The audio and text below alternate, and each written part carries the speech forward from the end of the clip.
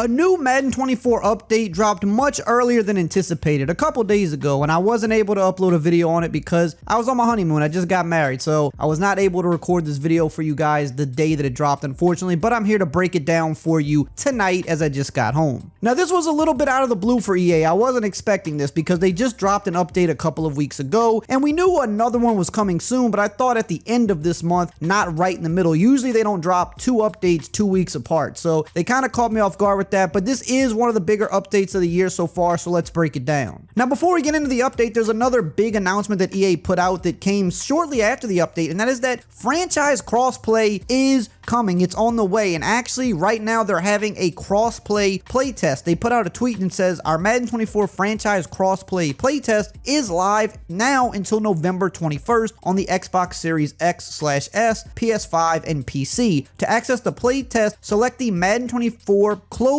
beta build. You can also re-download the Madden 24 closed beta from your game library. So if you were able to participate in the closed beta over the summer and you still have the app on your console, you can get into this. And if you don't have the app, if you deleted it, you can go re-download it from your game library and do the cross-play playtest because they want to make sure everything's working right before they push it to the rest of the game. But this is good news. This means that Madden 24 is actually going to be getting the cross-play for franchise mode pretty soon, and we're not going to have to wait until Madden 25. Now, this update kicks off Season 3, and they changed the cover for the game. They've got the Michael Vick throwback cover for the digital version of the game. They also got his player likeness in the game, which is pretty cool. They also dropped a trailer, which you can see on screen with some Michael Vick stuff in game, but that's mostly Ultimate Team related because that's where you're going to use them. But let's get into the rest of the game. So the big thing that they did that we've been waiting for, that I talked about in a video a few days ago, was that we were going to be seeing the X Factor and Superstar reshuffle. It was that time of the year, and that's exactly what they did. And these X Factor and Superstar changes do take place on both old gen and current gen as well. So if you are still playing on old gen, the X Factor and Superstar refresh will still apply to your consoles as well. So here are the new X Factor players. We've got DeMarcus Lawrence. He used to be an X Factor some years ago. He lost it, but now he's having a great season again, and he got it back. He's got the Run Stuffer X Factor, which increases his win rate and block shed speed against one-on-one run blocks when he enters the zone. The next guy up is Sauce Gardner. We knew he was going to be one of the main guys to get this. He gets the shutdown X Factor, which is common for cornerbacks. When he gets in the zone, his coverage is tighter and his interceptions are more frequent on contested catches. Another guy that's been long overdue for an X Factor, in my opinion, Jesse Bates. He also gets the shutdown X Factor. Again, typical for corners and even for a lot of the safeties. So he's going to have the same X Factor as Sauce Gardner. And sticking on the defensive side of the ball, which is where all the new X Factors are, we got my guy from the Saints, Marshawn Lattimore, which I'm actually really happy to see. I felt like he should have been an X Factor at some point in past Maddens, but he never quite got up to that level in Madden, and now he finally has it. He also has the shutdown X Factor again, so we have 3 guys in the secondary going over to X Factor, and then we have the defensive lineman with DeMarcus Lawrence. Now, I am super surprised that CeeDee Lamb did not get this. He was one of the guys I thought for sure, above almost anybody else, maybe outside of Sauce, that he would get it. He's been tearing it up this year. He's been a superstar player for a while. It just seemed like the right time to give him this, but they didn't. Now, really quickly before we continue, I do want to mention that we are still sponsored by Underdog Fantasy. They have a great pick'em game that I love to play while I'm watching sports. Basically, you pick 2 or more player stats to go either higher or lower, which if you know football, this is super easy. And if they hit, you win money. And if you sign up using my promo code RAY, R-A-Y, they're going to give you 2 things at sign up. They're going to give you a free play right out the gate. So basically, they'll give you a player, and all he has to do is get a single yard. For this week's Sunday game, it's going to be Russell Wilson. And if you sign up after Sunday and you want to play on Monday, they're going to give you Patrick Mahomes. All you have to do is get a single yard, and if it hits, which it will, then you win. And they're also going to double your first deposit up to $100 with my promo code. So make sure to sign up with code RAY, get the free play, and the $100 free to play with.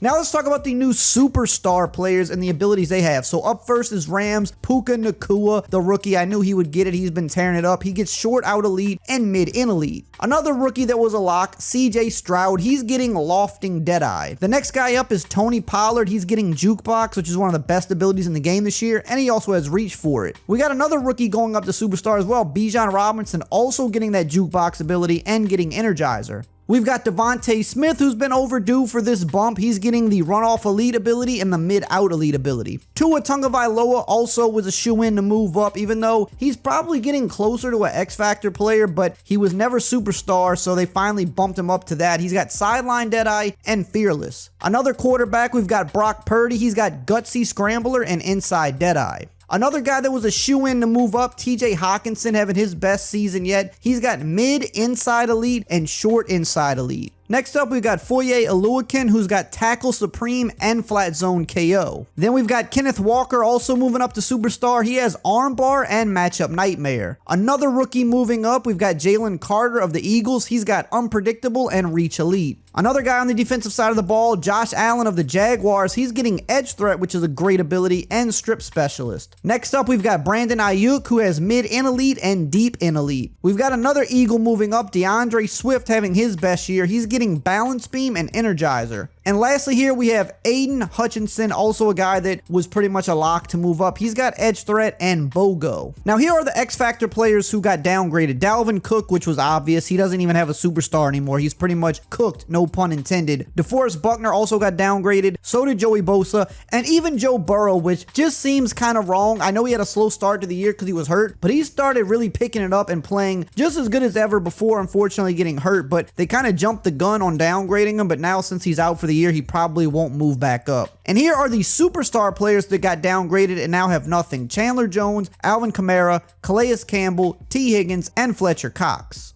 Now let's talk about the gameplay updates. So they refixed the issue causing the kick meter menu to move after a pause and sometimes cover up the kick meter. It says here, due to an integration issue merging the two previous title updates, a specific UI package did not reload appropriately and the latest patch and reintroduced this kicking menu issue, but it's now fixed. They also fixed an issue with the avoidance logic, sometimes causing receivers to stop their route when running a slant route. So no longer will we see slant stopping in midfield. That is a huge and long-awaited change. They also fixed an issue sometimes causing a user-controlled defender to attempt an effort catch instead of an actual catch attempt. They fixed an issue causing the poor visibility dynamic game day modifier to impact the QB on the home team. They fixed an issue causing the kick return to sometimes warp/slide when catching a kickoff. They fixed several issues preventing safeties and man coverage from aligning appropriately to split out running backs in the dime 2-3 formation. They fixed a rare issue preventing the ball carrier from being ruled down correctly after falling from a trip stumble, resulting from a low dive tackle from behind. They fixed an issue causing a player to freeze after attempting an early lunge tackle out of bounds, and they did some tuning to increase interception catch chance. So they're still tinkering with interceptions and dropped catches and dropped picks, which I said they would do. Hopefully they've made it a little bit better. They also made a number of updates to blocking, which is always nice. They fixed an issue preventing the right tackle from targeting the defensive end when next to a block and release tight end. They fixed an issue preventing the defensive end from getting targeted after using a hot route to put a tight split receiver in a block and release assignment into a streak. They fixed an issue causing defensive linemen to sometimes get stuck in certain blocking animations for the entire play. They fixed an issue causing an elite edge rusher engaged in a double team to shed to the inside, allowing the QB to easily escape the pocket. They also fixed an issue causing the center and guard to run into each other on the RPO pin alert bubble play. They also fixed an issue causing the pulling guard to stutter step after coming out of his stance when running gun slot offset RPO counter read.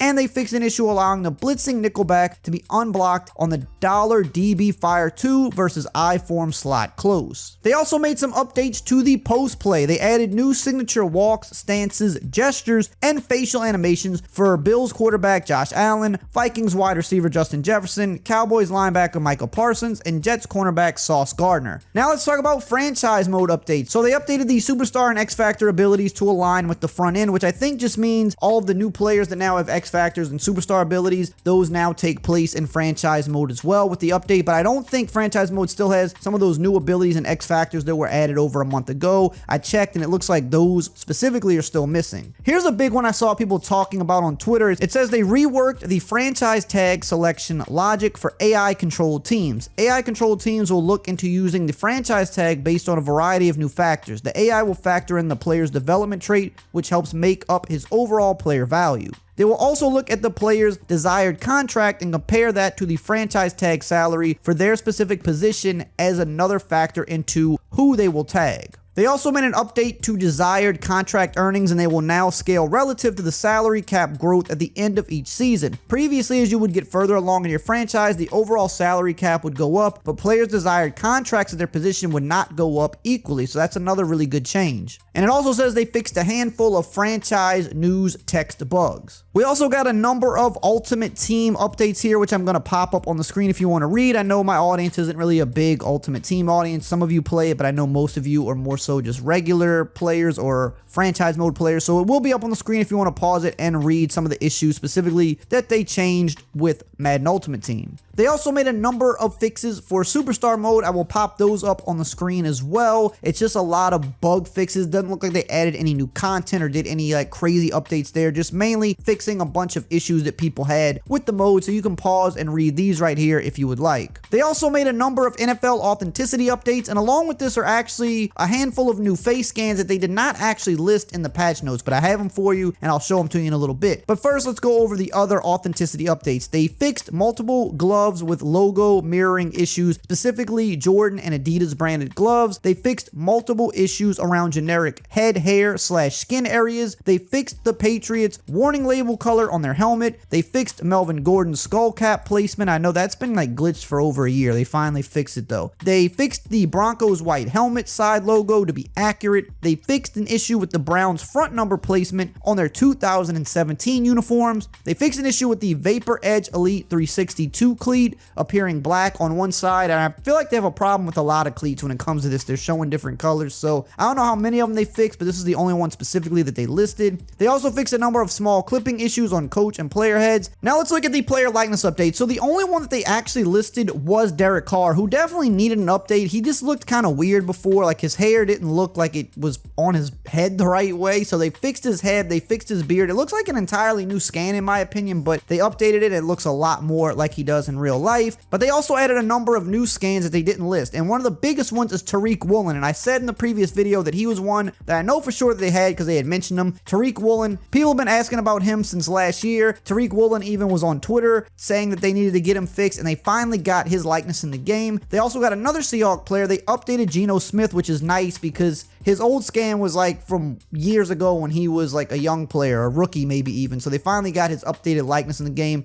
Looks a lot more like him. But for some reason, there's still a couple of big name Seahawks players that they didn't get in here. They didn't get Kenneth Walker in, and they didn't get Jackson Smith-Njigba for whatever reason. Don't know when they're coming, but we got a couple of them. They also added Kirby Joseph of the Lions. Saw some people asking about him for a while. His likeness is now finally in the game as well, looking on point. They also added Cody Barton of the Commanders. He's now in the game, looking on point as well. A lot of the new scans, like I said, they usually look pretty good nowadays because of the tech that they're working with, and they usually just look a lot more lifelike than the ones in the past. And the timing of this one is funny. They actually got Jake Browning in the game, who before this week, no one really would have cared about his likeness in the game. He's just a backup QB on the Bengals, but now with Joe Burrow going down for the rest of the year, he's going to be leading the way. So it's just kind of crazy timing that of all people, they had him planned to go into the game right before all this happened. It's almost like maybe they had the script. Maybe EA had the NFL script, and that's why they got him in the game. Now, if you enjoyed this video right here, make sure to check out this video where I go over the latest news about the upcoming NCAA college football video game.